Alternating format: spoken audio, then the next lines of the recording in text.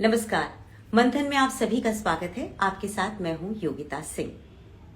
आज मंथन में मेरे मेहमान हैं एक बहुत ही जाने माने राजनीतिज्ञ। वो एक राजनेता हैं और अगर उनकी राजनीतिक करियर के बारे में आपको बताऊं तो वो एक राष्ट्रीय प्रवक्ता हैं कांग्रेस के, पूर्व सांसद हैं, कांग्रेस प्लानिंग कमेटी के सदस्य हैं। लेकिन ये तो उनका जो मैं इंट्रोडक्शन दे रही हूँ वो मैं उनके राजनीतिक करियर के बारे में दे रही हूँ। वो एक एक्स IRS हैं। उसके अलावा जिस चीज ने मुझे सबसे ज्यादा उनकी तरफ अट्रैक्ट किया कि मैं उनका इंटरव्यू लूं वो है उनका एक लेखक होना। वो एक बहुत ही अच्छे लेखक हैं और साथ ही वो सोशल एक्टिविस्ट हैं। धर्म की बात करूं तो वो बुद्धिज्म को फॉलो करते हैं और उसके बारे में लोगों के अंदर अवेयरनेस फैलाते हैं। तो ऐसा करती हूँ कि आज मैं उनको आमंत्रित करती हूँ अपने शो में ताकि हम उनसे बात कर सकें। लेकिन आपको मैं पहले ही बता दूं कि ये जो मेरा शो है इसका राजनीति से कोई लेना देना नहीं है, तो इसलिए मैं कोई राजनीतिक सवाल नहीं करने वाली हूँ। और आप लोगों से भी मेरी गुजारिश ये है कि आप लोग प्लीज राजनीति से जुड़ा हुआ कुछ मत पूछिएगा। आज हम सिर्फ और सिर्फ उदित राज जी को जानने की कोशिश करेंगे। डॉक्टर उदित राज आज ही मेरे गेस्ट हैं। नमस्ते। नमस्ते। कैसे हैं आप? मैं ठीक हूँ, आप बताएं। बिल्कुल ठीक हूँ। बहुत दिनों बाद आज आपको देखना हो रहा है और वो भी लाइव में। और विडम्बना देखिए, लाइव कर रही हूँ आपके साथ, लेकिन राजनीतिक कुछ नहीं करने वाली हूँ। आज आपसे सिर्फ और सिर्फ आपको जानने की कोशिश करेंगे कि डॉक्टर उदित राज जो है वो असल में क्या है और कौन है ना। लोग आपके राजनीतिक करियर को बहुत जानते हैं, लेकिन आपको बहुत शायद कम लोग जानते होंगे जो सोशल मीडिया से जुड़े हुए हैं। तो सर, मुझे सबसे पहले तो आप ये बताइए, सिविल सर्विसेज क्रैक करना अपने आप में बहुत दुष्कर काम है। एक सिविल सर्विस में रहने के बाद, IRS ऑफिसर होने के बाद आपको क्या हुआ जो आपने सर्विस छोड़ दी और आप राजनीति में चले आए? देखिए, ऐसा है कि सिविल सर्विसेज में जाने का कभी कोई सोच नहीं थी, लेकिन एक मजबूरी थी जिसकी वजह से सिविल सर्विसेज में मैं गया था।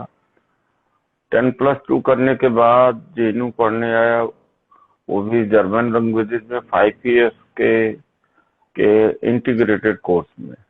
अच्छा। और जो पढ़ाई का माध्यम होता था इंग्लिश होता था। मैं ग्रामीण क्षेत्र से आया, तो एक तो लैंग्वेज एप्टीट्यूड मेरा बहुत अच्छा नहीं, और दूसरा इंग्लिश मीडियम के से टीचिंग होती थी तो बहुत रुचि नहीं ले पाया उस लैंग्वेज को सीखने में। तो और दूसरी तरफ मैं एक्टिविस्ट भी था, एक्टिविस्ट पहले भी था और JNU में आने पर भी बना रहा। तो बहुत अच्छा हमारा, या कहा जाए मेरा पढ़ाई लिखाई का रिकॉर्ड नहीं रहा। लेकिन एक ऐसी परिस्थिति का निर्माण हुआ कि घर से पैसा आना बंद हुआ। फिर कभी कभार कोई मदद होती थी तो ठीक है, वरना ट्यूशन पढ़ा के खुद को सपोर्ट करता था, जीविका उपार्जन करता था। कुछ समय ऐसा है कि दोस्तों के कमरे में रहना पड़ा, और वो भी छुप करके, यानी छुप करके क्या मतलब कि रात में जा करके सो करके और सुबह से शाम तक लाइब्रेरी में रहना। और फिर किराए पर कोई साथी अगर कमरे पर रहता था तो उसके साथ जा करके शेयर करना। और रात इस तरह से गुजरती थी। दिन में जवाहरलाल नेहरू यूनिवर्सिटी की लाइब्रेरी का इस्तेमाल करता था। तो परिस्थिति ऐसी बनी कि नौकरी करना पड़ेगा। तो नौकरी करने के लिए पहले मैं बिल्कुल तैयार नहीं था, क्योंकि सामाजिक राजनीतिक जीवन में रहा 10+2 अच्छा, आप के पहले से ही राजनीति में आ गए थे? हाँ जी, पहले से ही आ गया था। अच्छा। हाँ, स्टूडेंट पॉलिटिक्स में मैं पहले से ही आया था। उसके वजह से गांव से उठ करके सीधा JNU में आया, क्योंकि एक JNU में बहुत बड़े विद्वान और JNU स्टूडेंट यूनियन के प्रेसिडेंट रहे DP त्रिपाठी। तो इलाहाबाद यूनिवर्सिटी में उस समय वो लेक्चरर के रूप में गए, तो बड़ा नाम था। उनके संपर्क में जब आया, उन्होंने सजेस्ट किया कि तुम यहाँ पढ़ नहीं पाओगे, JNU में जाओ। और यहाँ भी कोई ऐसा यानी बैकग्राउंड नहीं था। लेकिन हाँ, एक बात है कि कैंपस में पर रहने के वजह से एक फायदा जरूर मुझे मिलता था, जो कि सुबह शाम जो डिबेट होते थे उसमें भाग लेना, एक जो माहौल था यही चर्चा का, सोच का, उसका मुझे लाभ मिला जरूर। लेकिन जब आर्थिक स्थिति बहुत अच्छी नहीं रही तो सिविल सर्विसेज की तैयारी के लिए तैयारी करना शुरू किया और 3-4 साल इसको पढ़ना पड़ा। और बड़ा मेहनत तो बहुत ही लेता है, मेहनत बहुत ही करना पड़ता है। बिल्कुल। और उसमें भी सबसे ज्यादा यह होता है कि रटना पड़ता है और 12 घंटे, 14 घंटे, 16 घंटे पढ़ना पड़ता। और मुझे अंग्रेजी का भी ज्ञान नहीं था तो अंग्रेजी भी सीखा, यानी लैंग्वेज भी सीखा, और विषय का भी ज्ञान नहीं था, विषय को भी पढ़ा, बाहर से ही पढ़ा। यानी कि जो भी पढ़ाई हमने किया है स्वतः किया एक तरह से। जो हमारे स्कूली और कॉलेज की पढ़ाई थी वो काम ज्यादा नहीं आई कभी भी। जैसे एक ऐसा विषय था जैसे एंथ्रोपोलॉजी, फिलोसफी, ये दोनों विषय नॉर्मली पढ़ाए नहीं जाते। उस समय हमने ऑप्ट किया और एक क्यूरियोसिटी की वजह से तो बुक भी रखता था, डिक्शनरी भी रखता था, दोनों साथ साथ चलती रहती थी। तो फिर ज्यादा ही मतलब है कि मेहनत करना पड़ा। तो इस तरह से सिविल सर्विसेज में आना पड़ा, वरना सामाजिक राजनीतिक जीवन शुरू से था। बीच में नौकरी न करना पड़ता, एक मजबूरी थी। पिताजी ग्रामीण मतलब मैं छोटे किसान के परिवार से था और मुझे मालूम है कि इंटरमीडिएट के बाद 83 में वो हॉस्पिटल में थे, वहां से अननोन डेस्टिनी, पता नहीं लगा आज तक कि कहाँ गए। फिर कृषि में कोई ज्यादा लाभ का नहीं, घाटे का ही होता था। तो इस तरह से एक नौकरी के चक्कर में, यानी कि जीविका उपार्जन के कारण मैं सिविल सर्विसेज में गया। फिर मेरी लव मैरिज हुई, मेरी पत्नी मेरी बैचमेट हैं। और उस समय एकेडमी में मिली। आज के वर्तमान में chief commissioner of income tax हैं। तो फिर उसके बाद शादी विवाह हुआ, फिर बच्चे हुए, हमारा एक बेटा है, बेटी है। और फिर 2003 में आकर के इस्तीफा दे दिया। तो 12-13 साल सर्विस में रहा, उसके बाद इस्तीफा दे दिया। उसमें से 12-13 साल में भी ज्यादातर समय तो लगभग आधा समय तो मैं इसी में गुजार दिया, संघर्ष में, आंदोलन में, संगठन में। 97 के बाद तो सीधा एक कूद पड़ा आंदोलन करने में, संघर्ष करने में। और तो फिर 2003 में इस्तीफा दे। सरकारी नौकरी में रहते हुए तो आंदोलन में भाग लेना या पॉलिटिक्स में जाना तो शायद नामुमकिन सा होता है ना, अलाउड ही नहीं है, ऐसा कुछ है ना? रिस्की था, लेकिन मैं रिस्की है, रिस्क लिया हमने। और मुझे लोग समझाते भी तो उस समय की राजनीति में जाओगे तो नौकरी चली जाएगी, इसकी चिंता तो कभी थी ही नहीं। और जो भी लड़ाई हमने लड़ा वो सामाजिक थी, यानी पूरे देश के कर्मचारियों अधिकारियों को एक करके 1997 में गैर आरक्षण विरोधी आदेश जारी हुए थे। फिर उनकी वापसी के लिए संघर्ष किया। 98, 99, 2000 लगातार संघर्ष करता रहा। फिर 3 संवैधानिक संशोधन हुए तो पूरे देश के स्तर पर उसका बड़ा स्वागत हुआ और लोगों को लाभ बहुत मिला। और लगभग 30-40 लाख कर्मचारियों अधिकारियों से संबंधित था। तो इस तरह से फिर 2001 में एक बहुत बड़ा सामाजिक मुद्दा उठाया, जो डॉक्टर अम्बेडकर ने उठाया था कि जाति को समाप्त करना चाहिए। तो जाति को समाप्त करने के लिए उन्होंने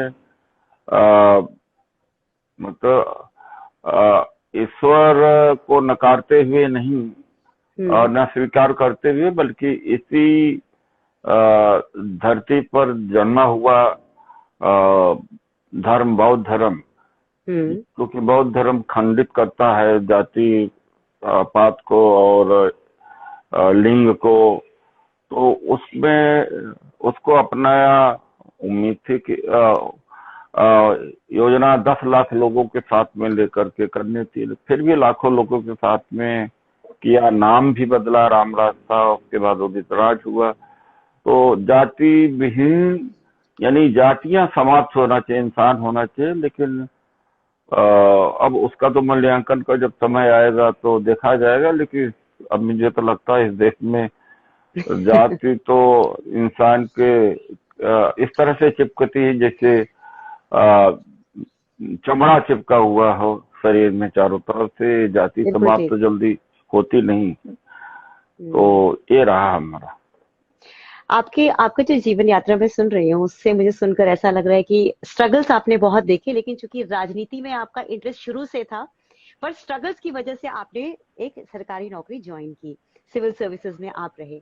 जब आपने सिविल सर्विसेज छोड़ने के बारे में सोचा, आपके परिवार से किसी ने विरोध किया? आपकी वाइफ खुद एक इनकम टैक्स ऑफिसर है, आपने कहा कमिश्नर है, तो किसी ने, आपके माता पिता ने, आपने पिताजी के बारे में बताया, माता जी के बारे में, क्या इन लोगों ने बोला कि अरे क्यों ऐसा कर रहे हो, चल तो रहा है, सब कुछ ठीक तो है, क्या जरूरत है छोड़ने की? कुछ ऐसा हुआ आपके साथ? देखिए, ये बहुत बड़ा फैसला है। चपरासी की नौकरी कोई छोड़ता नहीं। और जब मैं अपने वाइफ से शुरू से ही चर्चा करके इस तरह के परिस्थिति एक माहौल बना के रखा था, क्योंकि मेरे माँ बाप का किसी और का मेरी जिंदगी में दखल था नहीं, और शुरू से ही लगभग दखल खत्म कर दिया था हमने। अच्छा। क्योंकि I believe in freedom and choice, यह मेरा फैसला है। तो ज्यादातर मैं फैसला खुद ही लिया। मैं अपनी पत्नी को भी नहीं कहता कि वो फैसला हमारे हिसाब से ले, उनको भी फ्रीडम एंड चॉइस है।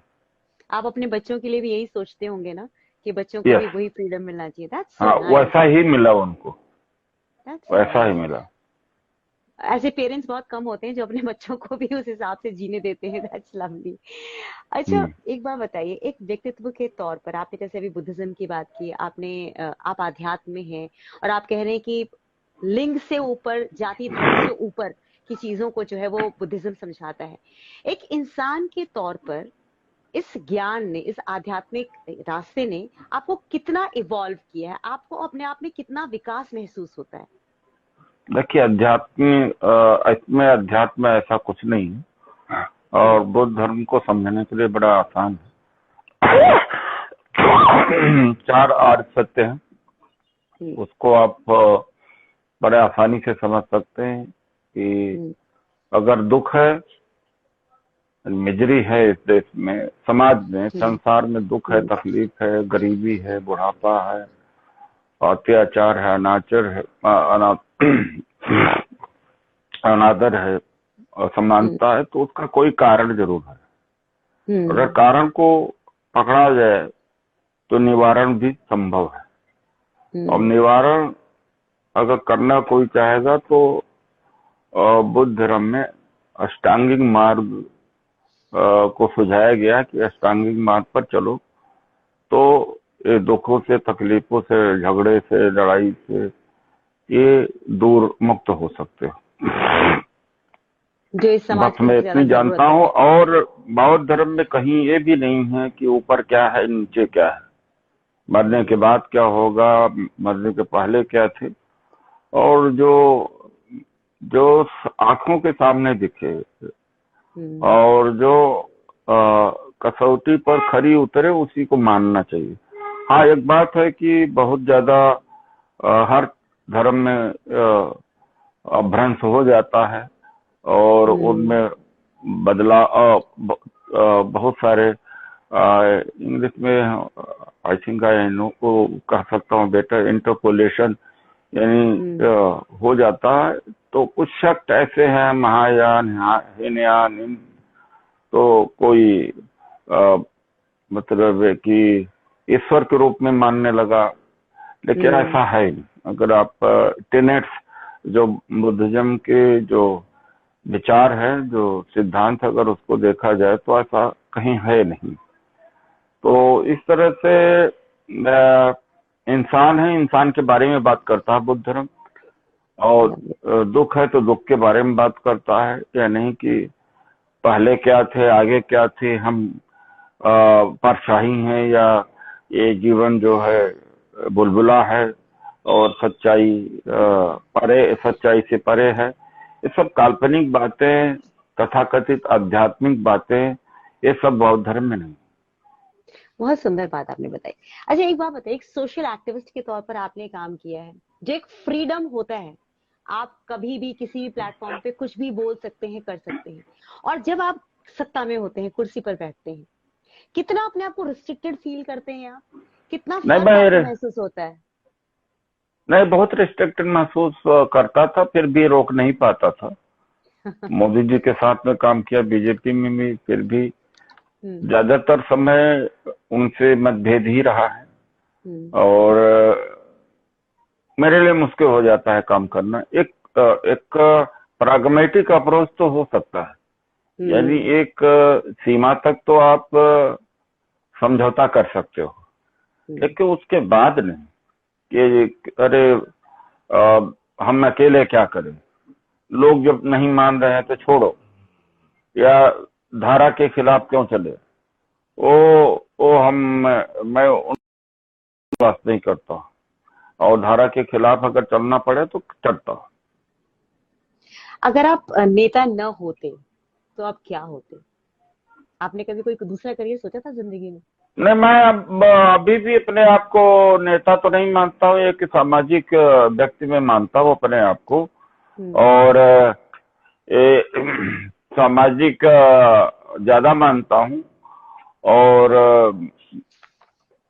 और मैं सोचता हूँ कि पढ़ने लिखने का काम अभी भी बड़ा अच्छा लगता है, तो हो सकता था कि पढ़ने लिखने का काम ज्यादा करते, लेकिन इस देश में आज के दौर में वो भी स्कोप नहीं रह गया।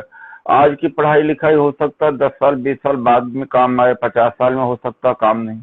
इस समय कुतर्क की हावी है, कल्पनाएं हावी हैं, और ऐसा माहौल है कि कहीं सुनी हुई बातें कि ये कहा गया है तो ऐसा हुआ है, ऐसा हुआ है, जो एक साइंटिफिक टेम्परामेंट है और एक तर्कसंगत बातें हैं, वैसा समाज अब रहा कम है, बहुत कम रहा। तो बहुत कम स्कोप है, बहुत ज्यादा स्कोप नहीं रह गया।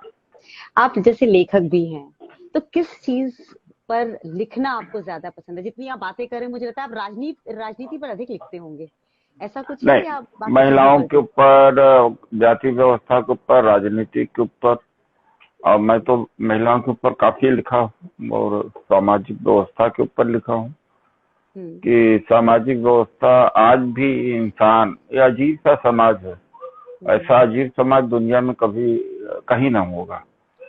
यानी आप समझ में लोगों को आना चाहिए। पहले तो लोग कहते थे अरे सभी हिंदू हैं, सभी हिंदू हैं, लेकिन जिन्होंने कहा 100 वर्ष तक सब हिंदू हैं, अब समझ में आता है।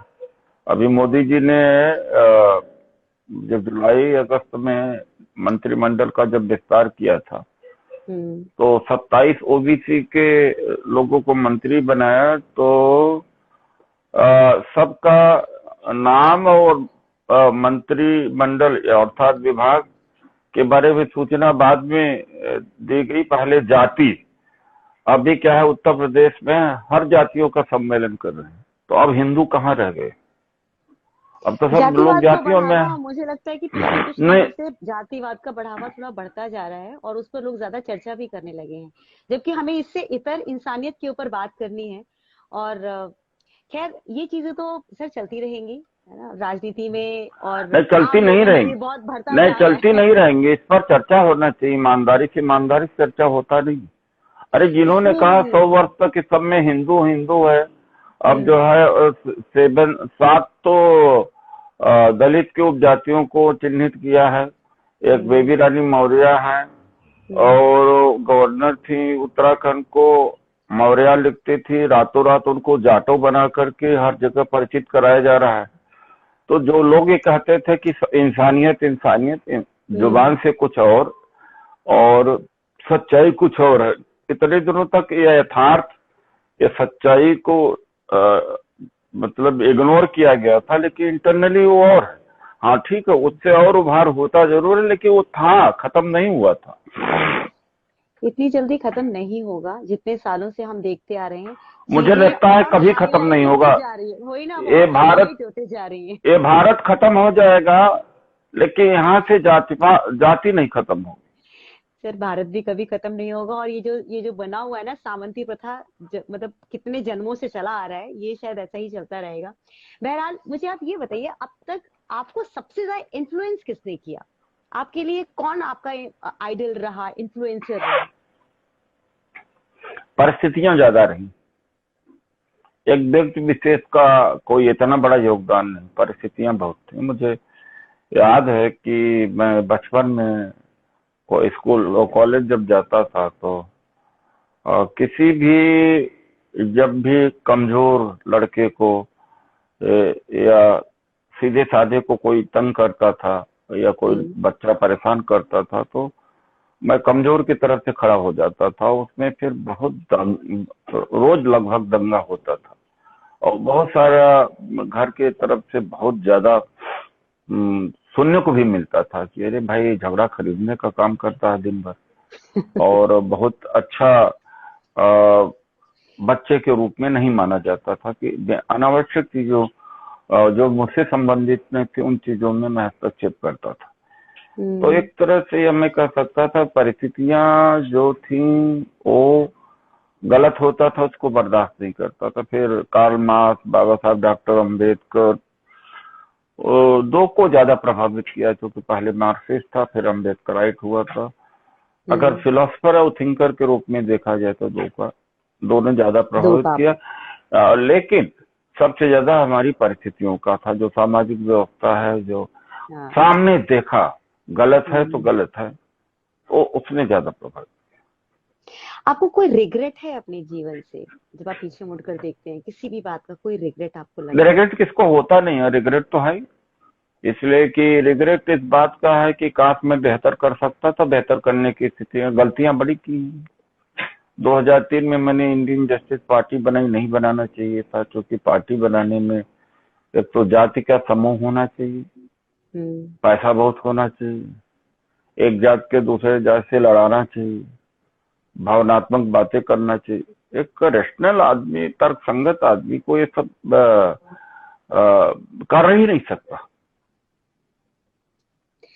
फ्यूचर के लिए आपकी क्या प्लानिंग है? मैं अभी कांग्रेस का राष्ट्रीय प्रवक्ता हूं, और मैं समझता हूं कि इस समय सबसे ज्यादा जरूरी है जनतंत्र को बचाने की जरूरत है। मैं कांग्रेस से वोट करके, अपने निजी स्वार्थ से भी वोट करके, मैं अपनी खुद की योजना को मैं इतना महत्व नहीं देता हूं जितना कि वर्तमान में जो परिस्थितियां हैं, अगर नेहरू जी न होते, कांग्रेस न होती, तो इस देश में जनतंत्र की जड़ें इतनी गहरी हो ही नहीं पाती।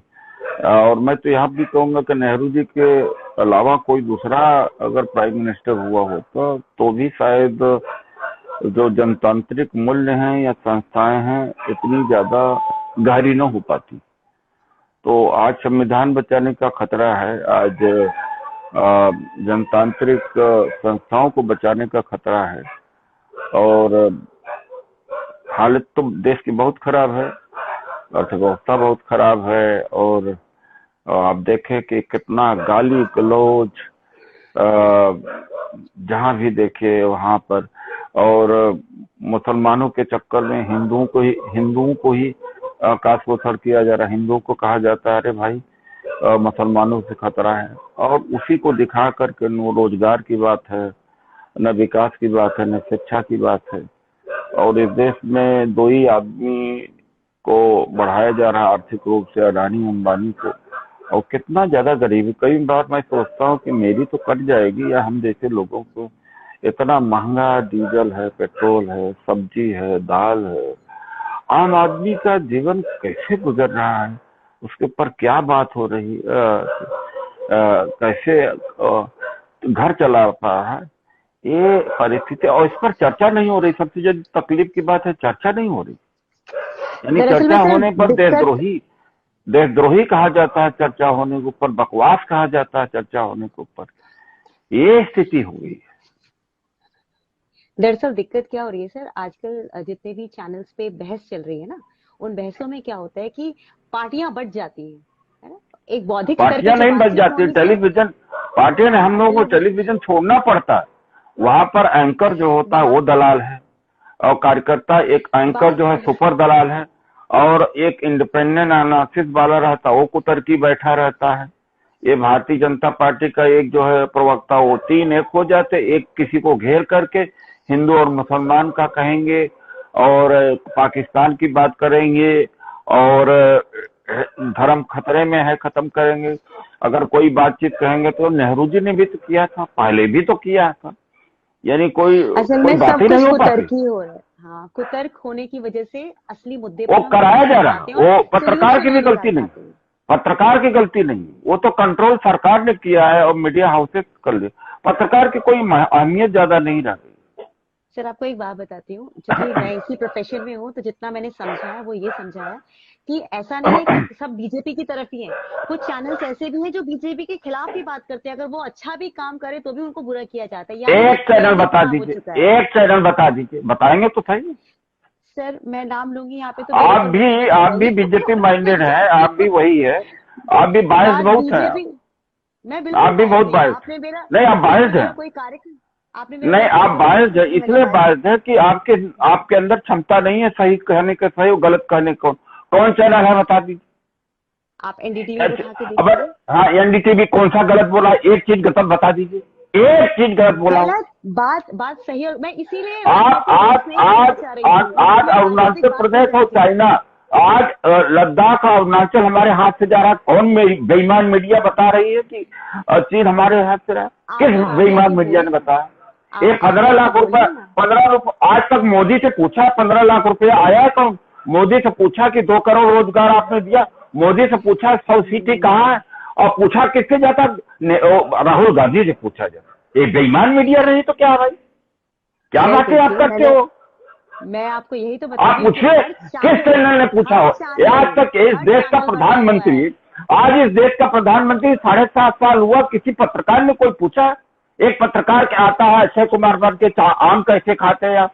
अरे कोई, आप ऐसा लगता है कि जैसा ये भारत, मतलब ऐसा कभी ट्रंप का रोज कुर्ता फाड़ देते थे मीडिया वाले। इस देश का प्रधानमंत्री कभी मीडिया के सामने आया? आप कह रहे हो उसके। मैं आपसे एक बात पूछना चाहती हूँ, यहाँ पर सारी चीजें हो रही हैं, सारी बातें हो रही हैं, आप और मैं बात कर रहे हैं आपकी पर्सनालिटी को लेकर के। लेकिन आपका कमेंट गलत है, आपका कमेंट गलत है कि सारा मीडिया क्या कर रहे हैं, क्या ऐसा कर रहे हैं बताइए? कौन सा? सच बोलना जरूरी है। देखिए मुझे जो दिखा वो मैंने आपको बताया। नहीं, आप दिखा तो मैं आपसे सवाल पूछ रहा हूँ, बताइए ना भाई। मैंने आपको बताया किस चैनल में मोदी ने सवाल पूछा कि आपकी 100 स्मार्ट सिटी कहाँ गई, काला धन कहाँ गया? मोदी से कोई सवाल नहीं पूछता। नहीं, काला धन कहाँ गया? अरे प्राइम मिनिस्टर से नहीं पूछेंगे, किससे पूछेंगे? किस बात का चैनल है? पूछने ये सब दलाल है, आना चाहिए ना। ये सब दलाल हैं, ये ज्यादातर दलाल है। यही सत्ता ही पूछा जाता है भाई कि बेरोजगारी क्यों है इस देश में। सत्ता से पूछा बांग्लादेश से भी हम गरीब क्यों हो गए? बिल्कुल सत्ता से पूछा जा सकता है कि भुखमरी भारत से, पाकिस्तान, नेपाल और बांग्लादेश से भी ज्यादा हमारी क्यों बढ़ गई? एक बात बताइए, अब ये लोग हार जाएंगे, कांग्रेस वापस सत्ता में आएगी तो चीजें सुधर जाएंगी ना? तो बिल्कुल सुधर जाएंगी, उसका इंतजार कर लेते हैं। देखिए हाथ कंगन। लेकिन आप कह रहे हो, वो तो आपने कहा कि कोई चैनल है खिलाफ बोलता, मैंने तो कभी बैलेंस बोला, खिलाफ नहीं बोला, बैलेंस बोलते हैं वो लोग। एक आदमी है जो बोलता है, एक चीज गलत बोला हो तो जेल में डाल देंगे लोग। नहीं सर, आर्यन खान को क्या हुआ? आपका खुदा न खास्ता आपका बेटा न होता आर्यन की जगह पर, आप देखते नहीं जाते लोगों का?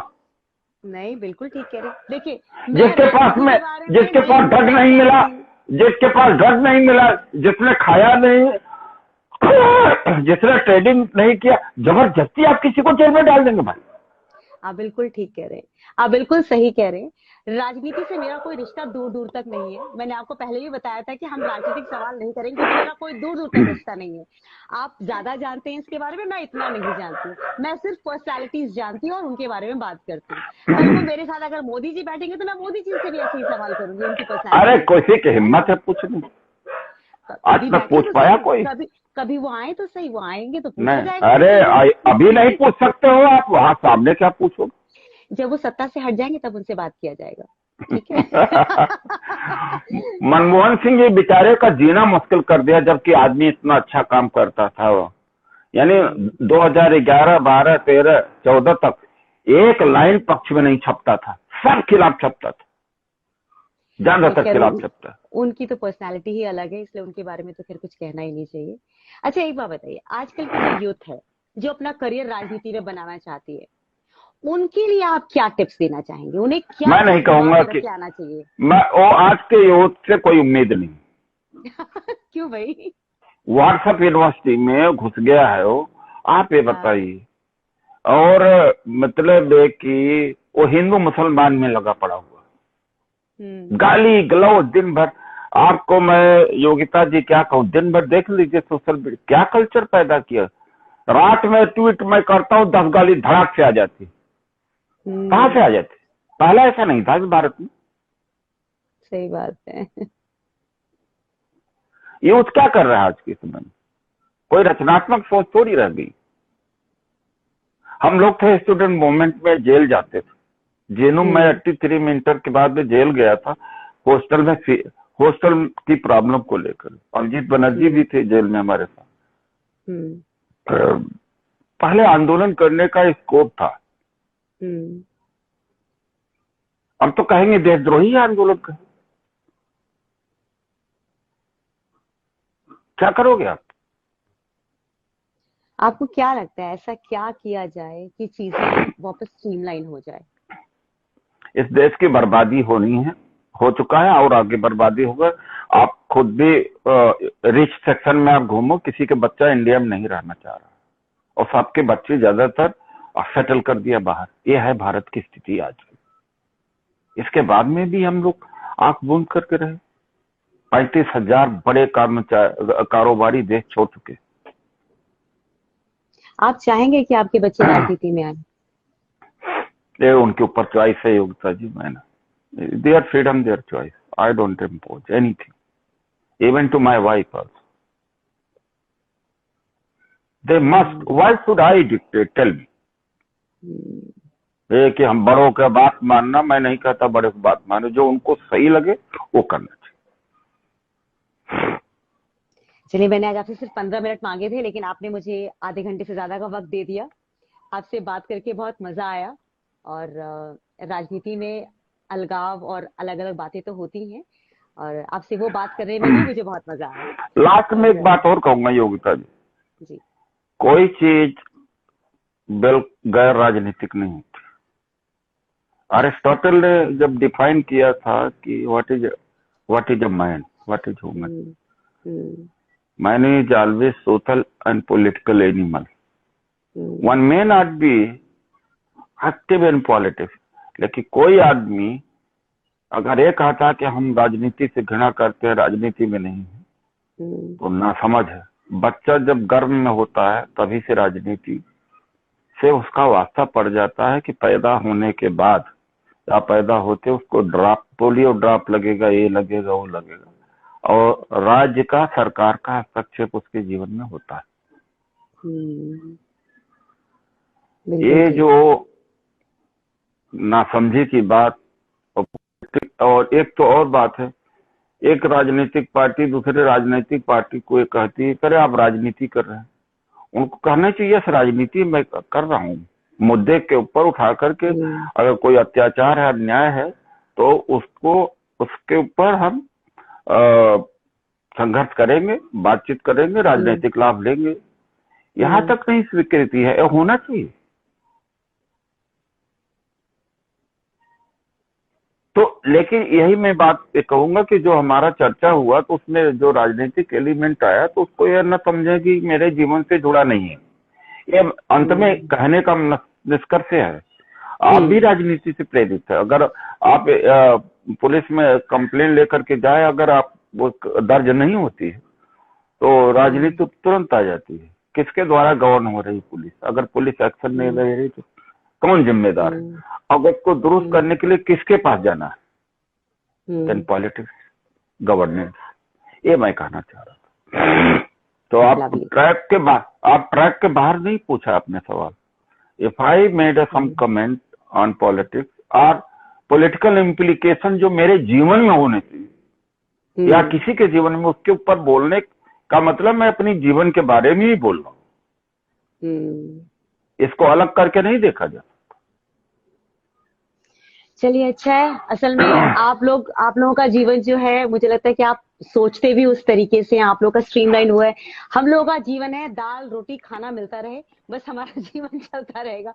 तो हमारे और आपके सोच विचार में सबसे बड़ा फर्क यही आ जाता है।